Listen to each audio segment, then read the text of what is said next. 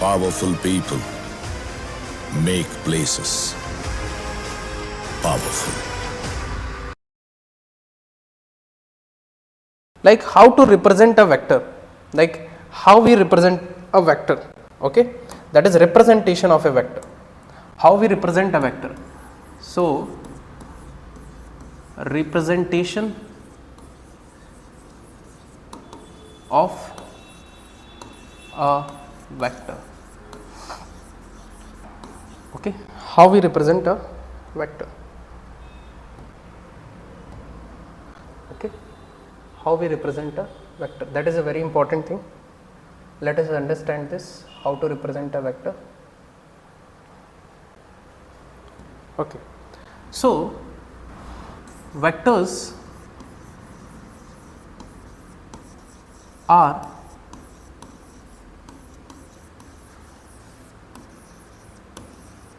represented, vector are represented in form of their length and magnitude, length and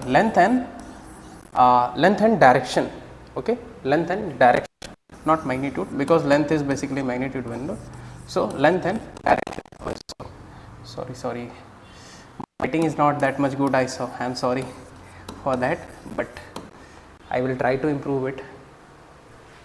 Is it like you can understand or not? Yeah, vectors are represented in the form of their length and direction. If you have a problem with my writing, just put a like comment in the description or something, somewhere you will just comment me, I will change my handwriting, okay.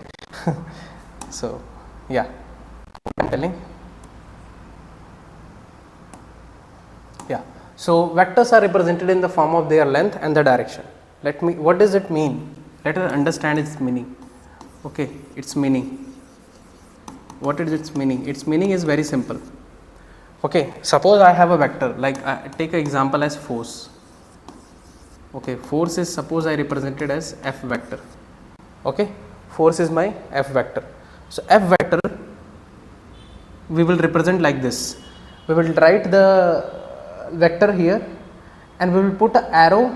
We will put an arrow above the head. Suppose I have a velocity. So how I will represent the velocity? I will put a like this. This is how we represent a vector. So basically, suppose I have a vector A.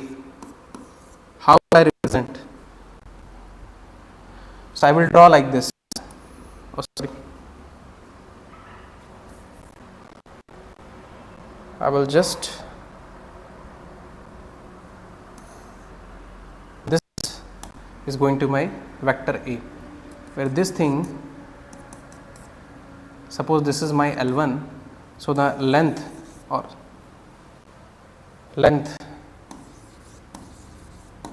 is equal to L1, that is equal to the magnitude of the vector, that will going to denote the magnitude of A vector, okay, that is going to denote the magnitude of A vector. And this arrow,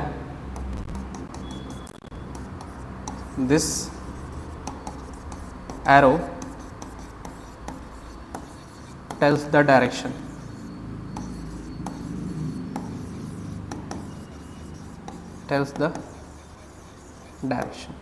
So if you see properly, this vector has a magnitude L1 and the direction is downward like this.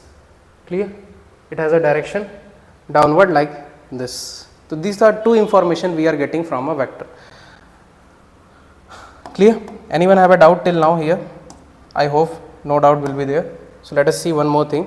Suppose I have a vector like this, okay, and I have another vector like this, okay, clear, and suppose the length of this vector is L1, correct, and length of this vector is L2, correct, and this is suppose my A vector and this is suppose my B vector. So from here I can say my L1, from the diagram I can say L1 is greater than L2. So the magnitude, see right, how we write the magnitude of a vector, we draw a mod and then we write the vector like this. So this represents the magnitude, okay. We will understand later in more detail, but for now just you remember, whenever I say magnitude of the vector, I will draw a mod, I will write the vector inside it. Okay. So, mod of the vector is greater than, that means magnitude of the vector A is greater than the magnitude of the vector B, that I can see from here. Okay. And they both have a same direction, the direction is same, but the direction is same. From the diagram I am saying, like you should know how to like see the vectors, okay, but the directions are same. That is the two conclusion we are getting from here, like they both have a same magnitude, but they both have a different magnitude but same direction. That is the first thing. Okay. Next, one more thing is there, one more concept. See, physics is full of concept, you have to go concept by concept. There is no theory in the physics. If you see, there is no theory, just concept and concept. Concept is only the theory. Okay. Now, next thing, concept is there. Then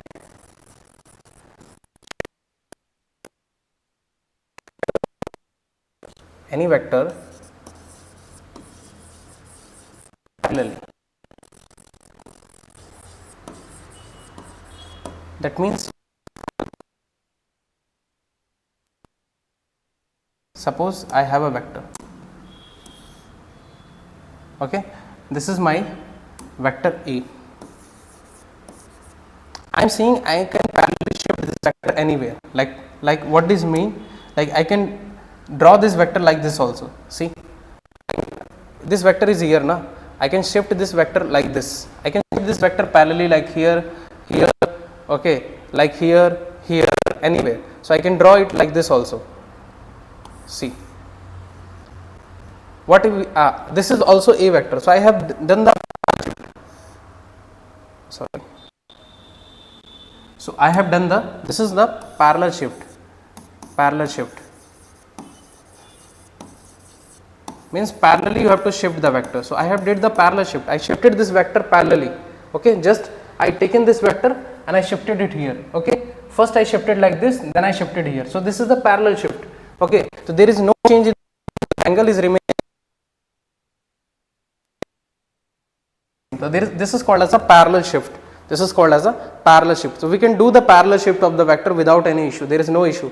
Okay, we can shift all the vectors parallelly, because whatever the vector we study in our subject, they are called as a free vector. They are not fixed vector. They are free vector. So we can freely move them.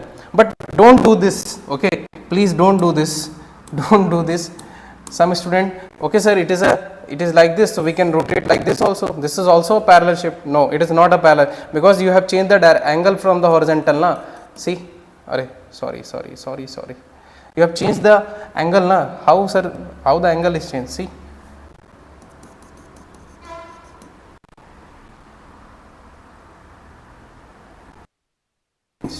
If you see, it's from horizontal, it has some angle. Okay, suppose it has angle theta here. Theta is, now you come here and see the angle from the horizontal. Now what you can see from here? Here the angle is become acute angle. Here it is acute. Sorry.